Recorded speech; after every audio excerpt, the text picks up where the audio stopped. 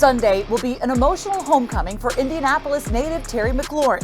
We preview his matchup along with the top battles we expect to see on the field. Plus, Washington's defense has hit their stride as of late. One of the big reasons why has been the return of safety Kam Curl. He joins us to talk about the defensive improvements.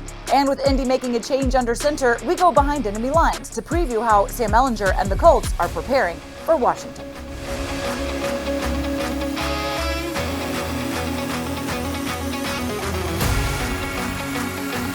Be a dog, man. We have it. We have it. Now let's take it.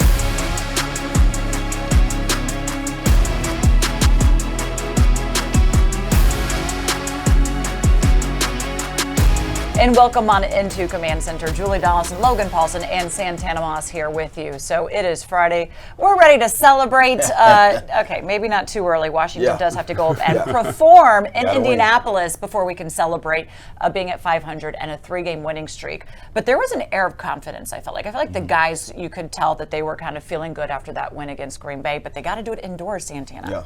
And I love indoors. I'm one of the guys that will say that, you know, that's a place where I love to play. I think it's a fast turf. Because you're fast, though. You're fast. And you know how to deal with the elements. The elements is always key, too.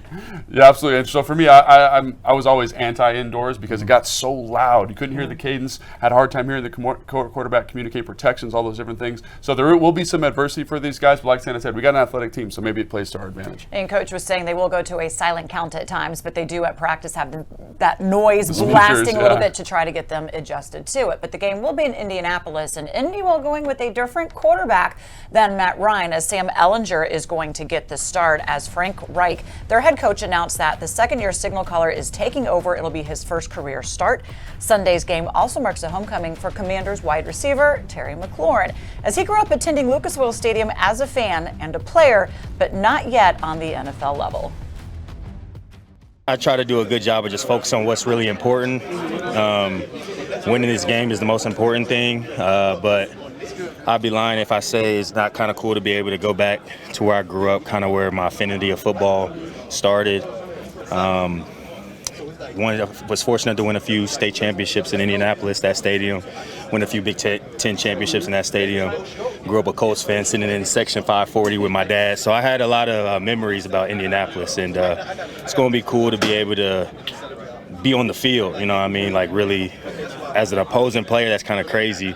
But it's reflecting on that is like how blessed I've been, how good God's been in my life. And you just never know where your journey's going to be. You couldn't have told me when I was 7 years old that I wouldn't be playing in the NFL. And to be able to come back and share that moment with my family and my close friends, that's going to be pretty cool. But, you know, at the end of the day, I want to win this game. I want to keep our win streak going. You know what I mean? I think they pose as a really good team. They're really disciplined on defense. And I know, you know, they have a new quarterback, but he's going to probably give them a lot of energy.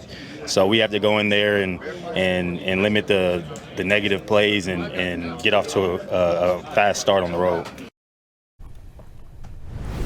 Let's now go inside the matchup presented by FanDuel. This fantasy football season, get more ways to win with FanDuel. So there's a lot of high expectations for the Indianapolis native to go out there and perform, and I think you could tell he was kind of almost getting like a little emotional thinking about that. But how cool to be, you know, a young man or a boy, I guess, dreaming of playing the NFL, and he finally will get that chance.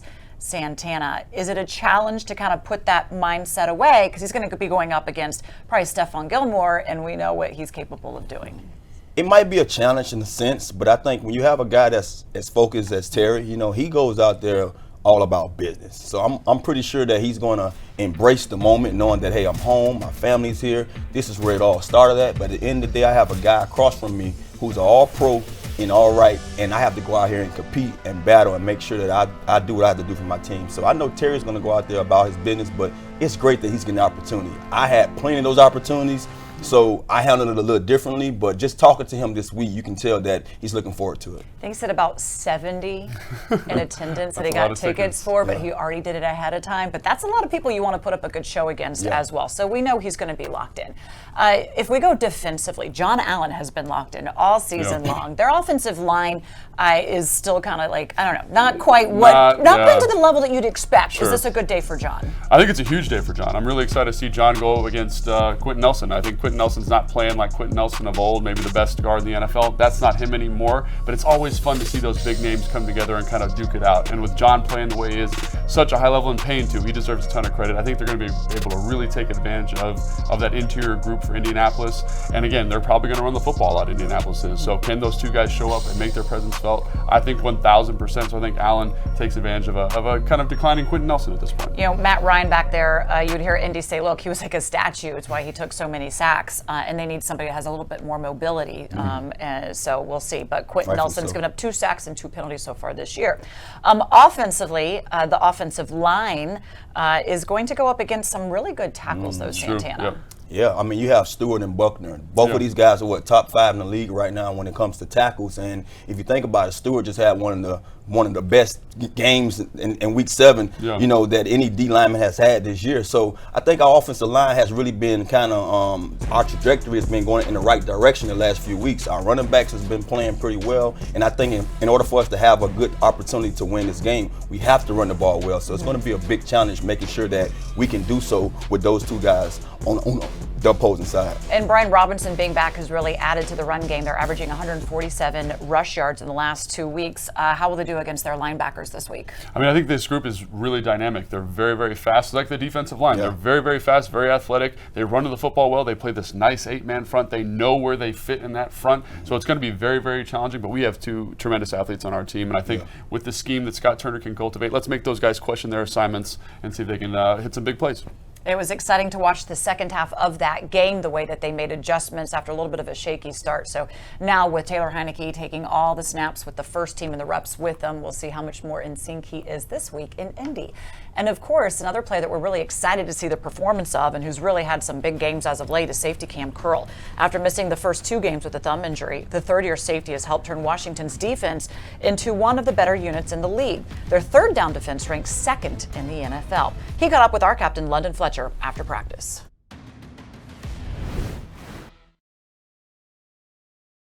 Cam, you guys are riding a 2-game winning streak. Defense has come on really strong the last few ball games. What has been the key for you guys' success? I feel like we just, out there flying around making plays. I feel like we knowing exactly what we need to do, and like we're a lot more confident in defense. And I feel like we know like the team feeds off of us. We want to be the type of defense where we can control the game. So I feel like that's what we're working towards. You were able to hold Aaron Rodgers and the Green Bay Packers offense to 0 for 6 on 3rd downs. But a lot of that, Coach Rivera, he mentioned how the type of success you've been able to have on 1st and 2nd down. What things are you guys doing differently that has bled over to the 3rd down defense? I mean, they just been preaching like to be good on 3rd down. You got to be good on 1st and 2nd down. So they're not getting those 3rd and 2 to 5s. Them easy conversions. So just being more stout. On 1st and 2nd down, not giving up the plays that we used to give up. So we can have a little more help on 3rd down, 3rd and long. So now like the downs in our favor. You're in your 3rd year. Starting at the safety position. It seems like the defense has really taken an uptick since you've come back into the lineup. From a communication standpoint, where are you at in just your level of comfort communicating with your teammates? I feel like I'm very comfortable with communicating with them. They put their trust in me to know like the calls and checks to make. So I feel like when we're out there, like they know I'm gonna make the right call. So like just being out there, being able to be trustworthy, like that's the biggest thing. Being reliable out there. I just want to be reliable to my teammates. The defensive front, man, they've been relentless, especially over the last 3 ball games, really getting after the quarterback, not just sacking him, but also getting pressure on him. Defense, pass rush and coverage go together. What's it like playing behind those guys, knowing that ball is going to have to come out quickly? I mean, it's fun playing behind them, not just seeing the sacks and seeing the pressure they get, knowing that the ball's got to come out, it's just going to open up more opportunities for us to get picks on the back end. Taylor Heinicke, he started for us against the Packers. What were your thoughts of him in his first action? I like watching number 4 play quarterback. You know what I'm saying? He brings a lot of excitement to the game. He can do a lot of things with the ball in his hands, and like just how he came in late in the game and was making those tough throws. Like I like seeing that type of stuff. Facing the Colts offense, they're going to be starting Sam Ehlinger, 2nd-year player, making his first career start. What are the challenges going against a guy who you don't have a ton of film on, and knowing that it's still coming up with the right type of defensive game plan? I feel like just as a player standpoint, just playing your rules, playing your techniques, reading your keys, being true to what you see. Because, like you said, we don't have a lot of film on them, but just playing our defense, just making him try to force stuff in there to give us more opportunities for turnovers. The Colts, their offense runs through number 28, Jonathan Taylor, one of the best backs in the National Football League. How big of a challenge and the key will be to stopping him? I feel like it's a challenge, but like I feel our defense like challenges. You know what I'm saying? I think the main thing is just to hunt the ball and wrap up and get them down. You know, no extra yards at the contact. You know what I'm saying? Just have 11 guys at the ball at once. All right, appreciate you joining us. Thank you for having me. Okay, Cam, we want a big day out of you. Here are your game day details delivered by Paisanos, where you get the next buy one, get one large pizza on Commanders game day and free toppings for extra points on Monday. Order online at paisanospizza.com. The Commanders will take on the Colts at Lucas Oil Stadium Sunday with kickoff scheduled for 4:25 p.m. Washington has lost their last 4 meetings overall to the Colts and have not won in Indy since 1994. Granted, they don't play there a lot, but still. You can watch the game on Fox, or if radio is your deal, catch Bram Weinstein, London Fletcher, and myself on Big 100, or streaming on the iHeartRadio app. Coming up, we mentioned this Sunday's game might be an emotional one for Commanders receiver Terry McLaurin. Re-preview his appearance on the Players Club when we return. And Commanders running back Antonio Gibson continues to impress on the field for Washington. We ask him to rank some other iconic players to wear the number 24.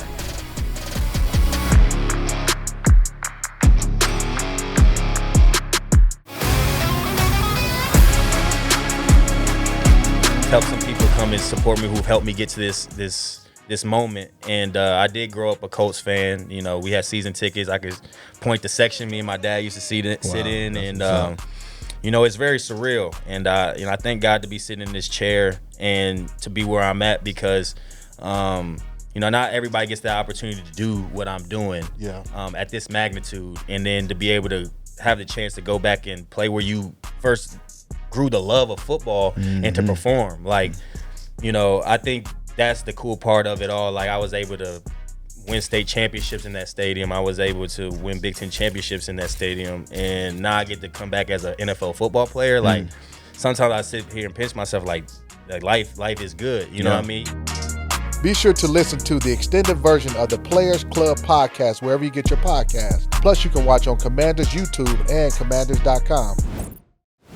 Do not miss the Players Club this Saturday at 7:30 p.m. on NBC. It is part of our Commanders Power Hour, kicking off with Command Center Coach Commands with Ron Rivera at 7 p.m. as he gets the team set for their trip to Indy.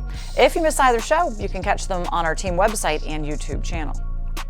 Well, the number 24 has been worn by 30 different players in our storied 90 years history here for the Washington football team. But if you go beyond the burgundy and gold, well, that number has been worn by some pretty legendary athletes.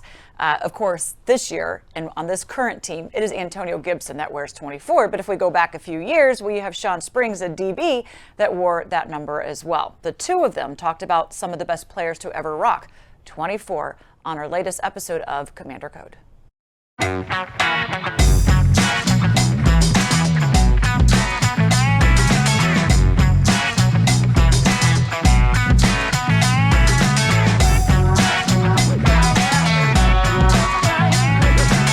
bet. So right here we got the legendary Kobe Bryant. I have to say one of the best to wear 24. What you like about it? What you like about it? Just his mentality.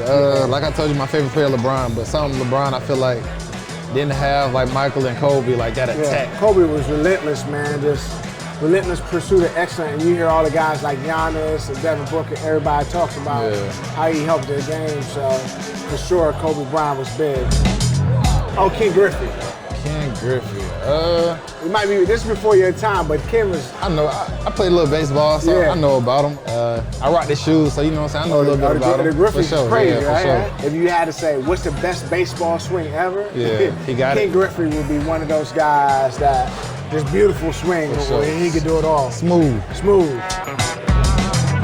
You in NASCAR, man? Well, I almost thought I was saying, I don't know nothing about this too. Yeah, that boy just was dominant. Like one of those guys that he just built that brand, and he was just a dominant player. And that 24 car was known, you know what I'm saying? When you see that 24 car. Marshawn Lynch, one of the most powerful bats if you ask me. Man, we played him in the preseason before he was in Seattle, he was in Buffalo. For some reason, I went up, hit him as hard as I can. I slid off him, did nothing to him. He said, big hit. That was a good hit, little homie. I was like, man, come on, man. He can't do you like man. that. I was like, come on, man. What you talking about, you know? Champ Bailey. Champ Bailey. Georgia dude. Okay, one of the best DBs to do it. Athletic, smooth, ball hawk.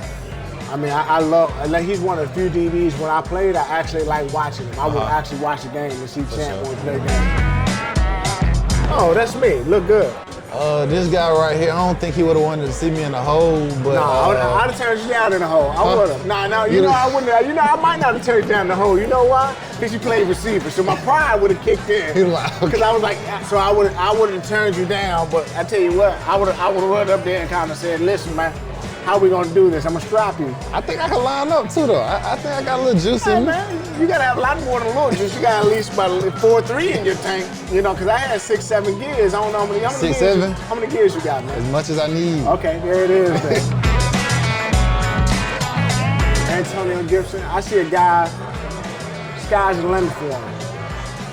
I see durability, I see tremendous skill set. He can catch, he can run after the catch. He can run in between tackles. He can run outside. Yes, sir. That's what I see. You know what I mean? And the swag, That's the it, swag is that's out of it, that's it, control that's that it. game, huh? The sleeve like that.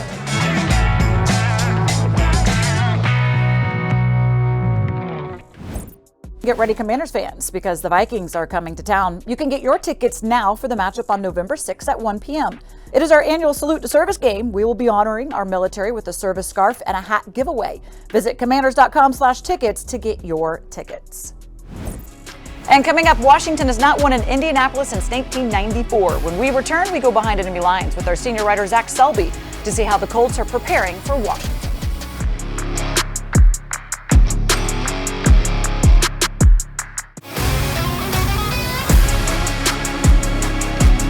Make sure to watch Command Center Game Day Live, the official pregame show of the Washington Commanders. We're live on the air starting at 2 p.m. and taking you up to the start of our game against the Colts. You can watch on our YouTube channel, Facebook, and Twitter. And after the game, do not miss Command Center Postgame Live for reaction analysis and interviews with head coach Ron Rivera and the players. You can also find that on YouTube. Now for more on Sunday's game, let's go behind enemy lines with our senior writer, Zach Selby. Thanks, Julie. And with me, we have JJ Stankiewicz, the Colts.com writer. You can find all of his work on Colts.com. JJ, just as we were all expecting, the most highly anticipated matchup of the year is between Taylor Heinicke and Sam Ehlinger this week. Tell me, what can you tell us about Sam and his skill set? Yeah, it's actually probably similar to what you guys have seen in Taylor Heinicke out there in Washington, where he's got mobility to get outside the pocket.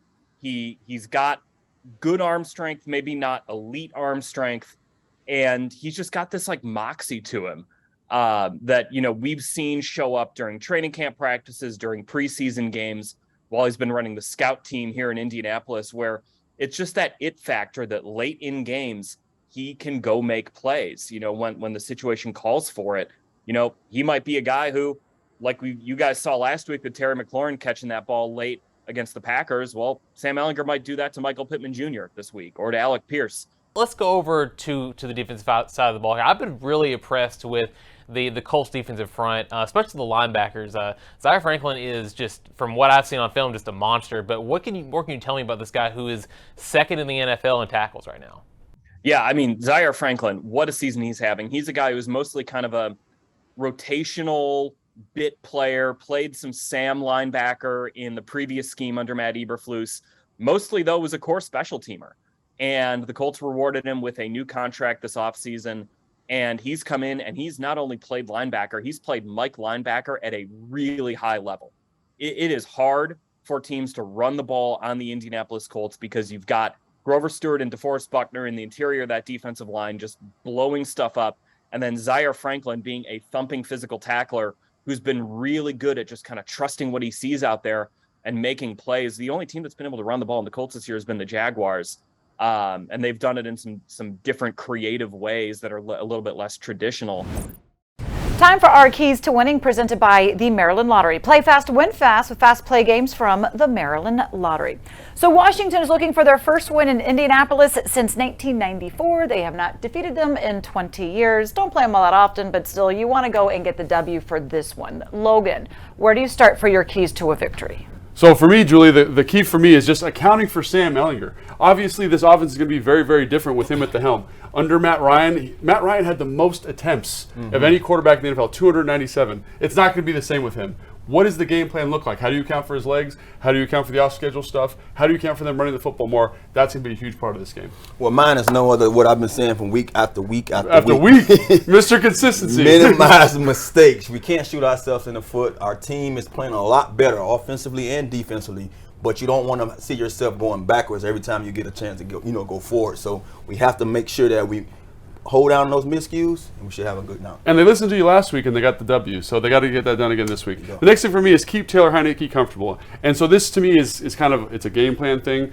What's Scott Turner calling? What kind of plays is he calling? Does he call plays that speak to his skill set? But I also think it comes down to finding ways to run the football against the Indianapolis Colts defense. This defense of the Colts is designed to stop the run, so Scott Turner's going to have to get creative and find ways to put this group in the best position to be successful so Taylor Heinicke can be at his best. And just think about it. Our defense has been playing well. I told you about 4 or 5 weeks. These guys have been stop after stop after stop. Add a couple of turnovers in there, and these guys are through the roof. Yeah. So I hope that we can get some turnovers, because I think, especially on the road, you get a couple of turnovers or 2, that gives you a better chance of winning. Who do you want to see get the turnover, Tim? Kam Curl. Kam Curl, my man. Julie, how about you? Who do you want to see get the turnover? I don't really care. Just get it. Take that ball away. And look, with Matt Ryan back there, they had a lot of fumbles. I think 11 fumbles, 3 for lost. A lot of turnovers is what Indy's had, and some interceptions as well. So maybe that changes with Ehlinger, but of course this defense needs to go and take that ball away. There you go, folks. Those are your keys to winning. Hopefully we're talking about winning on Monday. That does it for this Command Center. We will see you then.